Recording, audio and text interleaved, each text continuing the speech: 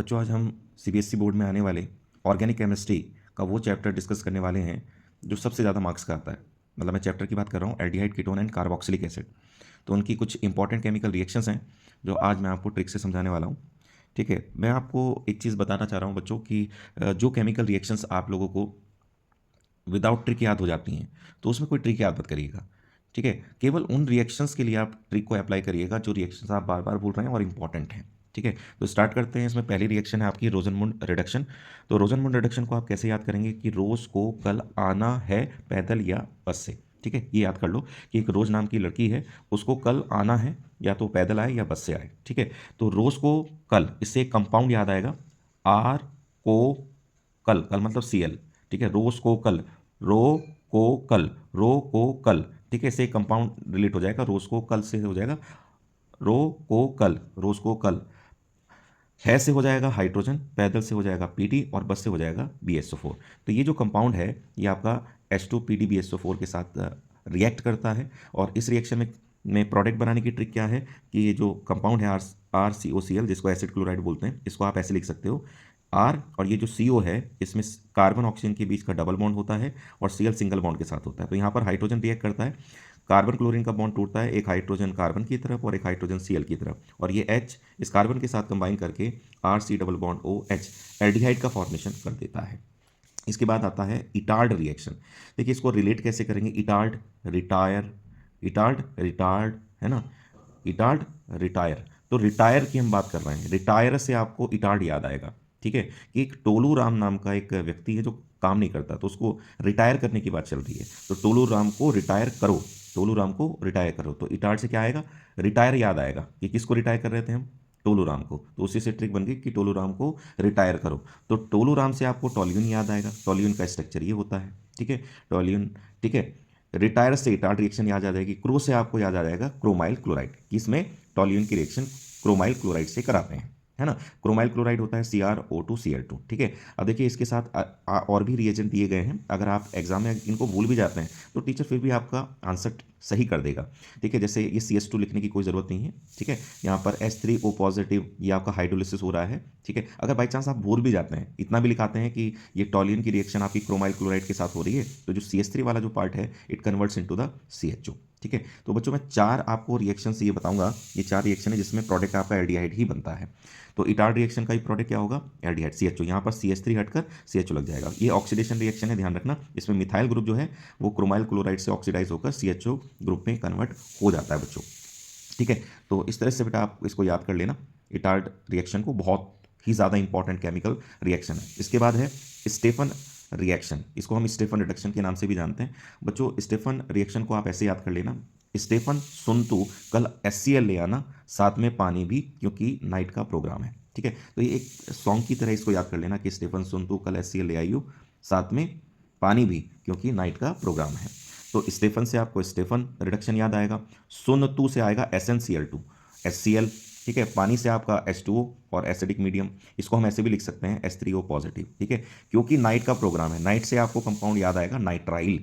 ये reaction nitrile के अंदर होती है। अब नाइट्राइल क्या होता है बच्चों, ऐसा कंपाउंड जिनके अंदर CN ग्रुप होता है, जिनके अंदर CN ग्रुप होता है उन्हीं कंपाउंड को नाइट्राइल कहा जाता है। तो हम RCN की रिएक्शन कराएंगे किससे, SnCl2 प्लस HCl के साथ, और यहाँ पर फिर वाटर के साथ रिएक्शन, मतलब वाटर के साथ हाइड्रोलिसिस कराया जाएगा, इसे हाइड्रोनियम आयन कहते हैं। तो ये चीज़ ऐसे भी लिखी जा सकती है। ठीक है, तो जब ये रिएक्शन होगी तो CN वाला जो ग्रुप है it convert into the CHO। तो मैं बार बार ये कह रहा हूँ कि आप ऐसे याद कर लो कि Rosenmund reduction, Etard reaction, Stephen reduction और ये जो गेटरमैन कोच रिएक्शन है, इन चारों के जो प्रोडक्ट हैं वो आपके एल्डिहाइड होते हैं। तो CN CHO में कन्वर्ट हो जाएगा, टॉल्यून में जो CH3 ग्रुप है वो CHO में कन्वर्ट हो जाएगा, ये जो आपका एसाइल क्लोराइड है ये आपका CHO में कन्वर्ट हो जाएगा। ठीक है, नेक्स्ट आती है आपकी गेटरमैन कोच रिएक्शन। तो कोच याद आ जाना चाहिए, कौन सा कोच, तो बेनिन नाम का एक कोच है, बेनिन कोच, है ना, वो आलसी है। तो आपको याद रखना है बेनिन कोच आलसी, बेनिन कोच आलसी। ठीक है, कोच से याद रिलेट ऐसे करना है गेटरमैन कोच रिएक्शन को। अब एक चीज़ और है कि एक रिएक्शन पहले आई है आपकी गेटरमैन रिएक्शन, तो गेटरमैन रिएक्शन और गेटरमैन कोच रिएक्शन दोनों अलग अलग हैं।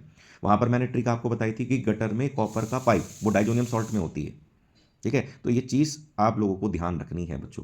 ठीक है, कि ये कोच से आपको याद आएगा कि कोच है, वो कोच आलसी है और उसका नाम क्या है, बेनिन है। तो ऐसे कनेक्ट करोगे तो बेनिन से बेंजीन याद आएगा, कोच से दो चीज़ याद आएंगी, को से CO और चा से HCl।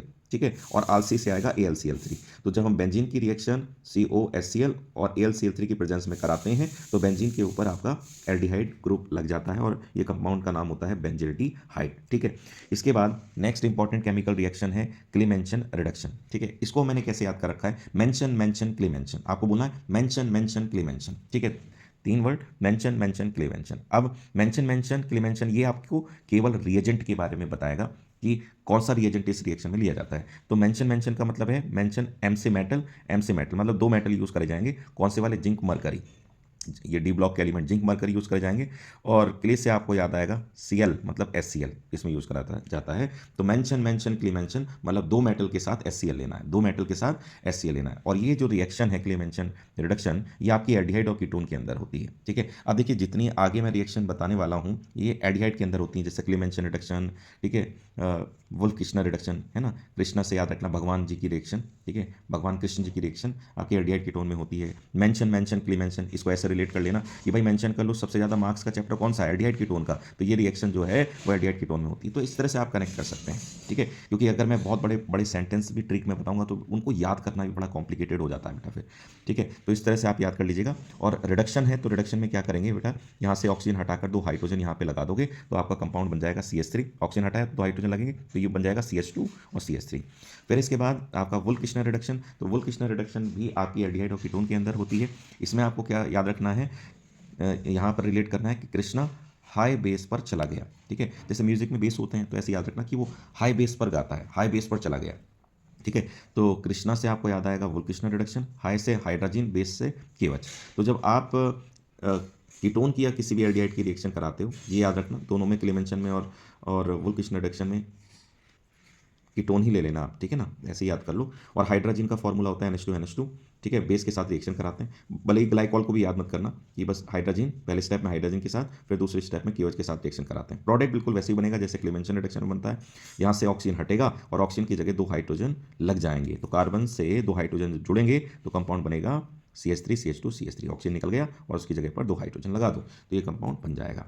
फिर इसके बाद है एल्डोल कंडेंसेशन। तो एल्डोल कंडेंसेशन को कैसे कनेक्ट करोगे, तो अल से आपको आएगा एल्डिहाइड, 2 से आएगा 2 अल्फा हाइड्रोजन। मतलब ये रिएक्शन उन एल्डिहाइड्स में होती हैं जिनके अंदर अल्फा हाइड्रोजन प्रेजेंट होते हैं और इसमें 2 एल्डिहाइड लेने पड़ते हैं रिएक्शन में। कितने एल्डिहाइड लेने पड़ते हैं, 2 एल्डिहाइड लेने पड़ते हैं। कंडेंसेशन से आपको याद आएगा कि इसमें जब हम प्रोडक्ट बनाते हैं तो वाटर का रिमूवल करते हैं। तो एल्डोल कंडेंसेशन आपकी एल्डिहाइड में होती है, किन के अंदर, जिसमें 2 अल्फा हाइड्रोजन होते हैं। ठीक है, ऐसे आप याद रखिएगा। अब एक चीज़ और इसके अंदर मैं आप लोगों को बता दूं, ये रिएक्शन बेटा कीटोन में भी हो जाती है, लेकिन आपको एक एग्जाम्पल याद कराने के लिए इसलिए मैंने यहाँ पर एक आपको बता दिया कि कई बार प्रॉब्लम ये आती है एग्जाम में, जब एल्डोल कंडेंसेशन लिखने के लिए आती है तो बच्चा ये नहीं समझ पाता कि वो रिएक्शन किसके अंदर हो रही है और रिएजेंट कौन सा है। इसी वजह से आप लोगों को ये ट्रिक बताई जा रही है। तो एल्डोल कंडेंसेशन जो रिएक्शन है वो बच्चे बेस की प्रेजेंस में होती है। ठीक है, इसमें आपको क्या करना होता है, जो 2 मॉलिक्यूल एल्डिहाइड के लेने होते हैं और वो भी ऐसे एल्डिहाइड जिनमें अल्फा हाइड्रोजन प्रेजेंट है। तो ये वाला आप याद रखिएगा, इसमें अल्फा हाइड्रोजन होता है CH3CHO, इसका नाम एसिटिल्डिहाइड होता है बच्चों। अब प्रोडक्ट बनाने के लिए आप क्या करोगे, यहाँ पर CH3CHO, आप इसका कंपाउंड कैसे लिखेंगे, CH3 और CHO को, ये जो ऑक्सीजन है इसको डबल बॉन्ड के साथ CH के साथ जोड़ देना है। फिर इसी का दूसरा मॉलिक्यूल आपको लिखना है। दूसरा मॉलिक्यूल कैसे लिखा, देखो ये जिस पे मैंने अल्फा लिखा हुआ है इसमें 3 हाइड्रोजन अल्फा कार्बन पे, इसमें 2 अल्फा हाइड्रोजन दिखा है इस तरह से। ठीक है, CH3 को मैंने ऐसे लिख दिया, फिर ये आपका CHO।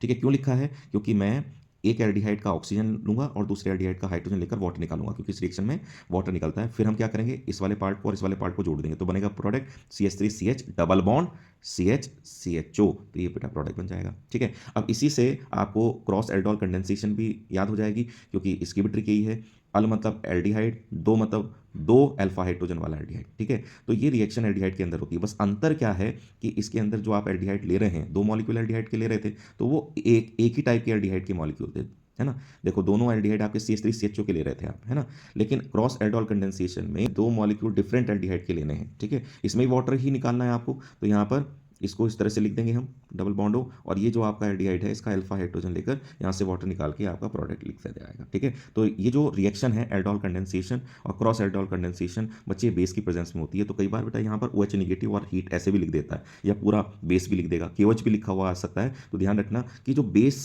जब भी एल्डिहाइड आपके रिएक्शन करते हैं बेस के साथ, तो दो रिएक्शन आपके दिमाग में आनी चाहिए, एक एल्डोल कंडेंसेशन और एक क्रॉस एल्डोल कंडेंसेशन। हाँ, एक रिएक्शन और आती है जो कैनिजारो रिएक्शन, ये भी बेस की प्रेजेंस में होती है। तो 3 रिएक्शन आप याद कर सकते हैं, ये भी आपकी एल्डिहाइड के अंदर होती है।